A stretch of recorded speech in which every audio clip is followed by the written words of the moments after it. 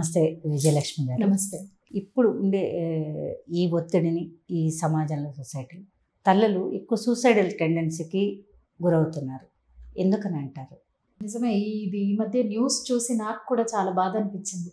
అంటే అక్కడక్కడ మనం న్యూస్ వస్తూనే ఉంటుంది. తల్లి పిల్లలతో సహా ఆత్మహత్య చేసుకుందని. రీసెంట్గా ఒక న్యూస్ 8 నెలల పాప ఆ పాపను చంపేసుకుని తల్లి కూడా చనిపోయిందని. ఇది విన్నప్పుడు ఎంతో బాధ అనిపిస్తుంది. అంటే నవమాసాలు ఎన్నో కష్ట నష్టాలు ఓర్చుకొని ఒక బిడ్డకు జన్మనిచ్చి తనని ఒక ఏజ్ వరకు తీసుకొచ్చిన తర్వాత తన ప్రాణం తీసుకోవాలనుకున్నప్పుడు బిడ్డను కూడా చంపేసుకొని చనిపోతున్నారంటే వాళ్ళు ఎంత నరకయాతన అనుభవించుంటారు కదా. సో ఇది విన్న ప్రతిసారి మనసు చాలా బాధ అనిపిస్తుంది. ఎందుకంటే అసలు సూసైడ్ చేసుకోవాలనే థాట్ కానీ లేదా ఆ సిచ్యువేషన్ వాళ్ళకి క్రియేట్ అయింది అంటే చాలా బాధాకరమైన విషయం. అంటే వాళ్ళు ఫేస్ చేసిన సిచ్యువేషన్స్ అయి ఉండొచ్చు, లేకపోతే వాళ్ళ నిస్సహాయ స్థితి అయి ఉండొచ్చు. సో ఎంత దయనీయమైన స్టేజ్లో ఉన్నారు అనేది ఇక్కడ మనం మాట్లాడుకోవాలి. ఇంకొకటి నేను ఇంపార్టెంట్ పాయింట్ ఒకటి చెప్తాను. జనరల్గా ఇంకా మనకి ఎలాంటి ఆసరా లేదు, అసలు ఇంకెవరూ లేరు అని పూర్తిగా మానసికంగా కుంగిపోయి ఇంకా అసలు ఇది లాస్ట్ ఆప్షన్ అవ్వకూడదు చావు అనేది. బట్ వాళ్ళు ఇదే ఆప్షన్ లాగా చూస్ చేసుకుంటున్నారు చూడండి. దీన్ని ఫస్ట్ మనము స్టాప్ చేయాలి ఎవరైతే వీడియో చూస్తున్న వాళ్ళు. ఎందుకంటే సూసైడ్ అనేది మనకి లాస్ట్ ఆప్షన్ అవ్వకూడదు, 0 ఆప్షన్ అవ్వాలి. దేవుడు ఇచ్చాడు ఒక జన్మని, అది దానంతటా అయిపోతే బాగుంటుంది. మనం బలవన్మరణానికి పాల్పడడం అనేది కరెక్ట్ కాదు, అది ఆడవాళ్ళైనా మగవాళ్ళైనా సరే. సో ఆడవాళ్ళల్లో మనం ఇది ఎక్కువగా చూస్తూ ఉంటాం. ఎందుకు అంటే రకరకాల బాధ్యతలు వాళ్ళకి, తల్లిగా, చెల్లిగా, భార్యగా. సో ఇలా బాధ్యతలు మోస్తున్నప్పుడు ఏదన్నా లైక్ ఎవరన్నా ఒకరు ఆసరాగా ఉన్నారు, ధైర్యాన్ని ఇచ్చే వాళ్ళు ఉన్నారు అంటే వాళ్ళకి కొండంత అండగా ఉంటుంది. అసలు చుట్టూ చూస్తే నాకెవరూ లేరు అనే ఒంటరితనాన్ని ఫీల్ అయిన రోజు, అంటే నా కష్టాన్ని ఎవరూ తీర్చలేరు, అది కష్టం చిన్నదో పెద్దదో మనకు తెలియదు, తను చెప్పుకునే మనుషులు లేనప్పుడు, చెప్పుకున్న సహాయం దొరకనప్పుడు మేబీ లాస్ట్ ఆప్షన్ లాగా అది సెలెక్ట్ చేసుకుంటుండొచ్చు. కానీ నేను చెప్పేది ఒకటే, సూసైడ్ చేసుకోకండి. సూసైడ్ చేసుకునేంత తెగింపు వచ్చిన మీకు బ్రతికే తెగింపు ఎందుకు రాదు? చనిపోవడం అంత సులభం కాదు, చాలా ధైర్యం కావాలి దానికి. సో ఆ ధైర్యాన్ని బ్రతకడానికి ఎందుకు వాడకూడదు? సో ఎవరైనా చనిపోవాలి అనుకున్నప్పుడు మీ బిడ్డల వైపు చూడండి. వాళ్ళని పెంచి పెద్ద చేసి వాళ్ళకు ఒక జీవితాన్ని ఇవ్వడానికి ఎంత కష్టాన్నైనా ఓర్చుకునే ధైర్యం వస్తుంది మీకు ఆ బిడ్డ మొహం చూసినప్పుడు. ఈ పిల్లల్ని చంపేసి వాళ్ళు చనిపోతున్నారంటే చాలా, అంటే ఒక బిడ్డని మనం కని పెంచిన బిడ్డని చంపాలి చేతులారా అంటే చిన్న మొక్కను తుంచడానికి ప్రాణం ఒప్పదు కదా. బిడ్డను చంపుకోవడం అంటే అసలు ఎంత తెగింపు కావాలి? ఆ తెగింపుని కరెక్ట్గా వాడి మనం ఎందుకు బ్రతకూడదు కదమ్మా. సో చావు అనేది ఆప్షన్ అవ్వకూడదు కదా మనకి. ఒక్క నిమిషం ఆగాలి. అంటే ఆ బలహీన క్షణం, ఒక్క క్షణం మనకి ఎప్పుడైతే అలా అనిపిస్తుందో ఒక్కసారి ఆగి మన ఆలోచనలకి అడ్డుకట్ట వేసి, అంటే ఏదో ఆవేశంలో, ఆ క్షణికావేశంలో తీసుకునే నిర్ణయాలు చాలా తప్పు నిర్ణయాలుగా ఉంటాయి. ఎందుకు ఆగకూడదు? ఎందుకు ఆలోచించకూడదు 1-2 సార్లు? ఆ ప్యాటర్న్ ఎందుకు మనం ఇంటరప్ట్ చేయకూడదు? మనకు అవే సూసైడల్ థాట్స్. అంటే ఇదేదో ఇమ్మీడియట్గా వచ్చింది కాదు, ఒకదాని తర్వాత ఒకటి చాలా ప్రాబ్లమ్స్ పైలప్ అయిపోయి ఒక చివరి లైక్ ఇంకా లేదు, దీనికి సొల్యూషన్ లేదు అనుకున్నప్పుడే ఇలా చేసుకుంటుండొచ్చు. సో నేను అనేది ఏంటంటే, ఒకసారి ఆగి అసలు సిచ్యువేషన్స్ ఏమొచ్చినాయి, దీనికి సొల్యూషన్ ఏమి ఉండొచ్చు, లేకపోతే కరెక్ట్ మనిషి ఎవరన్నా ఉంటే వాళ్ళతో మాట్లాడి సో అన్నీ ట్రై చేయాలనేది నా ఒపీనియన్. సూసైడ్ అనేది కరెక్ట్ కాదు. బలవన్మరణం అనేది యాక్చువల్గా నేరం, ఖచ్చితంగా నేరమే. బతకడానికి మాత్రమే నీకు ఆప్షన్ ఉంది, చావడానికి తెలిసిన అదర్ ఆప్షన్. ఎందుకు అంటే అమ్మా చెప్తాను చూడండి. ఇవాళ అనేది ఎండ్ అయిపోయాక రేపు ఒక కొత్త రోజు ఉంది, కొత్త ఆపర్చునిటీ ఉంది మీకు. ఇవాళ ఉన్నట్టే రేపు ఉంటుందని ఎందుకు అనుకుంటున్నారు? ఎంత లైక్ వర్స్ట్ పాస్ట్ అయినా మనం బెటర్ చేసుకునే ఒకదాన్ని పాస్ట్ని మనం మార్చలేము, కానీ రేపు అనేది మన చేతుల్లో ఉంది కదా, దాన్ని బెటర్గా చేసుకునే ఆప్షన్ ఉంది కదా. మనం అదెందుకు ఆలోచించకూడదు? ఇవాళ ఉన్నట్టు రేపు ఎందుకు ఉంటుంది? మన మైండ్ సెట్ అనేది చేంజ్ అవ్వాలి ఫస్ట్. ఆ థాట్స్ వచ్చినప్పుడు దాన్ని ఎట్లా ఇంటరప్ట్ చేయాలి, దాని నుంచి బయటికి రావడం ఎలా అనేది మనం నేర్చుకోగలగాలి. ఈ ముఖ్యంగా ఆడవాళ్ళని మనం చూస్తుంటాం, అంటే నిస్సహాయంగా ఫీల్ అయిపోతారు. ఎవరూ లేరు మనకి, ఇంకా ఎట్లాంటి ఆసరా లేదు అనుకున్నప్పుడు తను ఎంతో ప్రాణంగా కన్న పిల్లల్ని కూడా చంపుకుంటున్నారంటే ఆలోచించండి. అంటే వాళ్ళకి ఎవరూ లేరనే, చుట్టూ ఇంతమంది ఉన్న ఒంటరితనాన్ని ఎందుకు ఫీల్ అవ్వాలి వాళ్ళు? సో ఎవరో వచ్చి మనకి సహాయం చేస్తారు అనుకోవడం అనేది మొదటి తప్పుడు ఆలోచన. అంటే ఎవరో రావాలి, మనల్ని ఓదార్చాలి, ఎవరో వచ్చి మనల్ని సానుభూతి చూపించాలి, వద్దు, ఆ ఆలోచనలు వద్దు. మనకి మనమే సెల్ఫ్ మోటివేటెడ్గా ఉండాలి, మనల్ని మనమే ఎంకరేజ్ చేసుకోగలగాలి, మనకి మనమే ధైర్యాన్ని చెప్పుకోగలగాలి. ఒకసారి ఆ బిడ్డ మొహం చూడండి, ఎందుకు కన్నాం మనం, ఎన్నో ఆశలతో కంటాం కదా. సో ఆ ధైర్యం ఏదైతే చావడానికి పెడుతున్నాం బ్రతకడానికి పెడదాం, ట్రై చేద్దాం, తప్పేముంది కదా.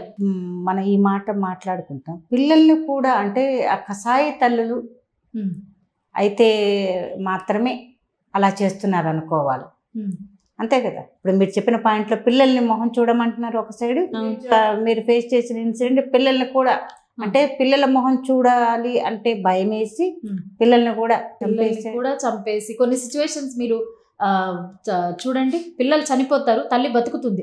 ఆ బ్రతికినంత కాలము అసలు ఇంకా ఆ చేసిన తప్పుకి తను ఎంత కుంగిపోయి బ్రతికున్నా కూడా శవంతో సమానం కదా. ఆ చేసిన తప్పు అన్యం పుణ్యం తెలియని పిల్లల్ని చంపుకోవడము, ఈ తల్లి బతుకుతుంది కొన్ని సిచ్యువేషన్స్లో, అది ఎంత నరకయాతన ఆలోచించండి. సో ఒక క్షణం ఆగాలి మనం, ఎందుకు అంత ఎక్స్ట్రీమ్ స్టెప్ తీసుకోవడం, ఇది జీవితం కదా, ఒక రోజుతో అంతమైపోయేది కాదు. అంటే సినిమా కాదు, ఇది సీరియల్ కాదు, ఇవాళ అయిపోయింది ఎపిసోడ్ అయిపోయింది అనుకోవడానికి, జీవితం కదా. ఎందుకు ఆగకూడదు, ఎందుకు పాజ్ తీసుకోకూడదు, ఎందుకు ఆలోచించకూడదు? ఎందుకు అంటే చావు అంత ఈజీనా, ఫ్రీగా వస్తుంది కాబట్టి దాన్నే మనం ఆప్షన్గా తీసుకుందామా? అంత ఈజీనా? కాదే, చావు అసలు ఈజీయే కాదు. ఆ తెగింపు ఎందుకు, అక్కడ దాకా ఎందుకు పోవాలి, బ్రతకడానికి ఎందుకు రాకూడదు? ఆ ఈగోలు ఇవన్నీ ఎందుకు, పక్కన పెడదాం కాసేపు. అసలు మనకేం జరుగుతుంది, మనమేం చేస్తున్నాం, మన పాత్ర ఎంతవరకు ఉంది, అది ఆలోచిద్దాం, అనలైజ్ చేద్దాం. ఇంపాక్ట్ సచ్చి సాధించేది ఏముంది, బ్రతికి సాధించాలి కానీ కదా. 2 రోజులు మాట్లాడుకుంటారు చనిపోయాక, 3వ రోజు అంతా మామూలే కదా. మన వాళ్ళేదో మనల్ని గుర్తు చేసుకుంటారు, వాళ్ళకేదో గుణపాఠం చెప్పాలి, ఇలా చేసిన వాళ్ళు కూడా ఉన్నారు. నేను ఒక ఇన్సిడెంట్ చెప్తాను మీకు. నా చిన్నప్పుడు అంటే నాకు బాగా గుర్తు, 8వ తరగతి అలా ఉండొచ్చు నేను. చాలా మంచి ఫ్యామిలీ వాళ్ళు, యాక్చువల్లీ అతను 2వ పెళ్ళి అనుకుంటా నాకు గుర్తున్నంత వరకు, బాగా ఉండేవాళ్ళు. ఈమె సరదాగా ఆయన్ని బెదిరించడానికి ఒకసారి సూసైడ్ అటెంప్ట్ చేసుకుంది. అంటే ఏదో కొనిస్తానని, కొని ఇవ్వలేకనో, అంటే కొంతమంది ఉంటారు ఇలాగా, అంటే బెదిరించి సాధించుకునేవాళ్ళు. ఆమె సరదా కోసము ఒకసారి ఏం చేసింది, అలా చేసి ఏదో సాధించుకుంది, 2వసారి కూడా ట్రై చేసింది.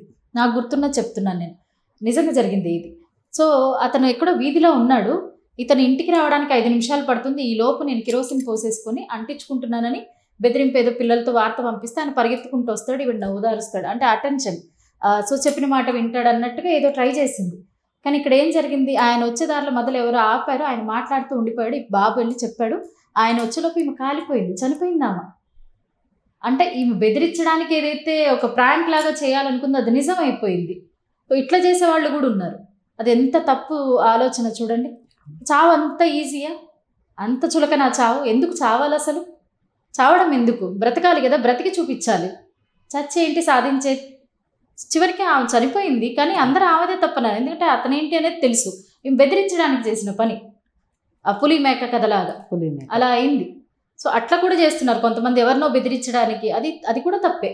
సో అట్లాంటి దయచేసి ఆ సూసైడల్ థాట్సే తెచ్చుకోకండి. పిల్లవాళ్ళైనా పెద్దలైనా పిల్లలైనా, పిల్లలు కూడా ఈ మధ్య అది ఒక ఇదైపోయింది కదా. అంటే ఏదన్నా తిట్టగానే, కోప్పడగానే అదొక్కటే ఆప్షన్ లాగా అలా అదారికి వెళ్ళిపోతున్నారు. ఎంత తప్పు అసలు, అది చాలా తప్పు కదా. ఖచ్చితంగా ఆలోచించాలి. అంత ఈజీయా? ప్రాణం తీసేసుకోవడం అంత ఈజీనా? ఒక క్షణంలో వెళ్ళిపోతుంది ప్రాణం, కానీ ప్రాణం నిలబెట్టడం ఎంత కష్టం. చిన్న జబ్బు వస్తే మనం హాస్పిటల్లో బడి తిరిగి ఎందుకు ఖర్చు చేస్తాం, ఎందుకు ఆ ప్రాణాన్ని నిలబెట్టుకోవాలని ట్రై చేస్తారు. ఎంత ఏజ్ వాళ్ళైనా, 80 ఏళ్ళు వచ్చినా సరే ఏదైనా జబ్బు వస్తే హాస్పిటల్ జాయిన్ చేసి అది క్లియర్ అంటే క్యూర్ కోసమే చూస్తాం కదా, బ్రతకాలన్న ఆశ. సో మనకెందుకు ఉండదు? నేను ఇంకొక చిన్న ఎగ్జాంపుల్ చెప్తాను చూడండి. ఈ సూసైడ్ థాట్స్ ఈ వచ్చేవాళ్ళు ఒకసారి ఆగి ఈ రోడ్డు మీద బిచ్చమెత్తుకుంటుంటారు చూడండి, వాళ్ళని చూడండి. వాళ్ళకి ఏముంది, ఇవాళ అడుక్కుంటే ఇవాళ తింటారు. నిజంగానే వాళ్ళంటే నాకు కాస్త రెస్పెక్ట్ ఉంది. రెస్పెక్ట్ అంటే పని చేయకుండా సంపాదిస్తున్నారని కాదు, నిజంగానే చేత కాకుండా అడుక్కునేవాళ్ళని, అందరూ అడుక్కునేవాళ్ళు కాదు. వాళ్ళకి అసలు ఏముంది చెప్పండి, పలకరించే వాళ్ళు లేరు. ఇవాళ అడుక్కుని ఇవాళ ఏదన్నా వస్తే బిచ్చమెత్తుకుంటే ఇవాళ వచ్చింది వాళ్ళు తినాలి, కానీ వాళ్ళు సూసైడ్ చేసుకుంటున్నారు. అసలు వాళ్ళకి ఆ థాట్ వస్తుందా? ఉండడానికి లేదు, కట్టుకోవడానికి లేదు, తినడానికి లేదు, కానీ రేపు బ్రతకాలన్న ఆశ ఎంత ఉంటుంది వాళ్ళలో ఆలోచించి చూడండి. చీ కొట్టినా ఇవ్వకపోయినా అడుక్కుంటుంటారు కంటిన్యూస్గా. నేను అనేది అడుక్కోవడం కరెక్ట్ అని కాదు ఇక్కడ, నా ఉద్దేశం ఏంటంటే వాళ్ళ మెంటాలిటీ. వాళ్ళకి సూసైడ్ థాట్స్ ఎందుకు రావు? మరి వాళ్ళకి ఏమీ లేదే. మనం సూసైడ్ చేసుకునే వాళ్ళకన్నా బెటర్, అంత ప్యాథటిక్గా లేరు కదా, వాళ్ళకన్నా బెటర్ స్టేజ్లోనే ఉన్నాం కదా. అంటే ఇప్పుడు మనల్ని ఎవరు సపోర్ట్ చేయలేదనో, మన మాట ఎవరన్నా వినలేదనో, ఇంకా నాకు ఏ ఆసరా లేదనో, ఎందుకు మనమే ఒకరికి ఎందుకు ఆసరా అవ్వకూడదు? మన బిడ్డకి మనం ఆసరా ఎందుకు అవ్వకూడదు? నేను అదే అంటున్నాను. మనం ధైర్యంగా ఎందుకు ఉండకూడదు? చాలా మంచి ఎగ్జాంపుల్ ఇచ్చారు. ఇట్స్ రియల్లీ స్ట్రీట్ బెగ్గర్స్ వాళ్ళల్లో నిజంగా చాలా వెరీ గుడ్ ఎగ్జాంపుల్. ఏముంది చెప్పండి, వాళ్ళకి మనకు 100 జతలు ఉంటాయి, అయినా కూడా మనకు సాటిస్ఫాక్షన్ ఉండదు. వాళ్ళకి ఒంటి మీద ఉంటుంది, బ్యాగ్లో ఏదన్నా ఒకటి ఉంటే ఉంటుంది, లేకపోతే లేదు. అసలు వాళ్ళకి లైక్ మినిమం థింగ్స్ తోటి వాళ్ళు బ్రతుకుతున్నారు కదా. అదే మనుషులు, అదే ప్రాణం. వాళ్ళ మైండ్ సెట్కి మన మైండ్ సెట్కి ఎంత తేడా ఉంది చూడండి.